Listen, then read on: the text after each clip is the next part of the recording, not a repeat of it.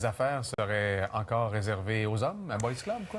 Beaucoup. Il y a un boys club. Il y a de plus en plus de femmes présentes dans le milieu des affaires, mais il y a un sondage dévoilé récemment qui nous montre que la relation que les Québécoises entretiennent avec l'ambition est différente de celle des hommes. 73 des femmes se disent ambitieuses, comparativement à 78 des hommes. Pourtant, elles n'occupent que 18 des postes de haute direction.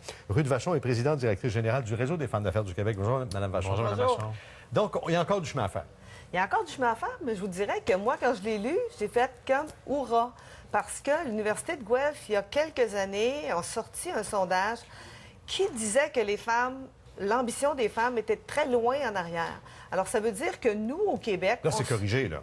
Bien, l'ambition, là. Notre sondage était québécois. OK. Alors, moi, ce que j'en comprends, c'est que, oui, les femmes ont moins d'ambition, mais nous, au Québec, on est les meilleurs. OK. Mais, bon... À 73 contre 78, c'est quand même presque égal. Mince. Mais c'est dans l'obtention des postes de direction qu'il reste beaucoup de chemin à faire. Oui, des deux côtés. Alors, c'est sûr que nos modèles d'affaires sont encore très masculins. Nos hommes changent énormément. Nous, on change aussi. Alors, notre ambition, c'est une graine qui se développe. On ne la développe pas toute au même niveau et à la même vitesse. Et de plus en plus, on voit un changement, mais on a beaucoup de travail à faire pour être capable de... Ça prend beaucoup de leaders qui poussent les femmes à développer leur ambition. La conciliation de travail-famille était plus difficile aussi pour une femme qui veut accéder à des postes de direction que pour un homme. Est-ce que ça se peut? Oui, et c'est un enjeu qui est encore là, même si on veut se le cacher. Moi, j'ai le réseau des jeunes femmes d'affaires du Québec.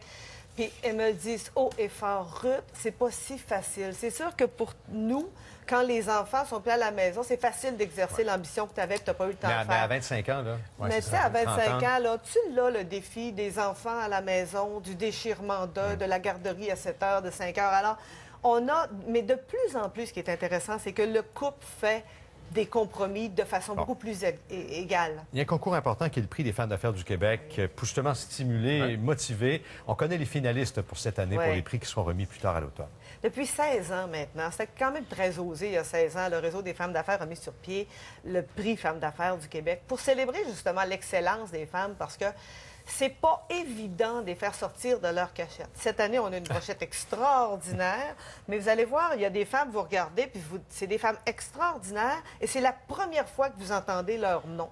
Alors, on a un peu le même phénomène que les Jeux olympiques, là, toutes ces femmes-là qui sont sorties d'une façon extraordinaire, tu te dis, elle était où? J'avais jamais entendu son nom. Alors, c'est une belle façon de les faire sortir de l'ombre et pouvoir les propulser pour qu'elles aillent plus loin. Il y en a qu'on connaît déjà comme Manon Brouillette de Vidéotron, d'autres sont peut-être un peu moins visible jusqu'à maintenant, mais... Oui, parce qu'on a les catégories de nouvelles entrepreneurs, jeunes entrepreneurs, bénévoles fortement engagés. Alors, ces femmes-là, ce ne sont pas des femmes qui ont nécessairement été vues beaucoup dans la communauté, alors que Marie-Hélène Farley, par exemple, Marie-France Sicard de Sodexo, Manon Brouillette, c'est des femmes qui sont très connues. Alors, des modèles inspirants, ça en prend à tous les niveaux. C'est très important. Tant mieux, ça stimule aussi l'ambition peut-être et ça ouvre des portes aux femmes. Tout à fait. Merci. Notre patronne, France Lausière, a gagné, si je ne me trompe pas, il y a 2 ans aussi dans une des catégories. Ah, bravo, merci beaucoup.